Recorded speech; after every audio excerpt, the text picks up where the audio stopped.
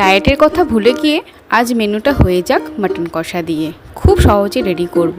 এখানে আমি লবণ, হলুদ, জিরে পাউডার দিয়ে মাটনটাকে আগে থেকে ম্যারিনেট করে রেখেছিলাম।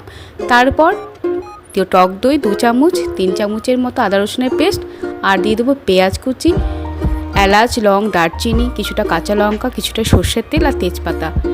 ভালোভাবে হাত দিয়ে মিক্সড করে নেব। খুব ভালোভাবে মাখিয়ে দেওয়ার পর প্রেশার কুকারে সবগুলো দিয়ে একটু সামান্য জল দিয়ে দেব।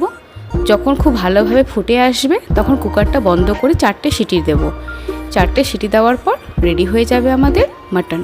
সেদ্ধ হয়ে আসলেই পুরো মাটনটা কড়াইয়ে ঢেলে নেব।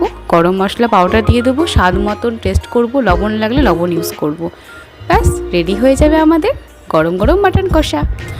ছুটির দিন বা স্পেশাল দিন, প্লেন রাইস আর মাটন কষা, এই নিয়ে আর কোনো কথা।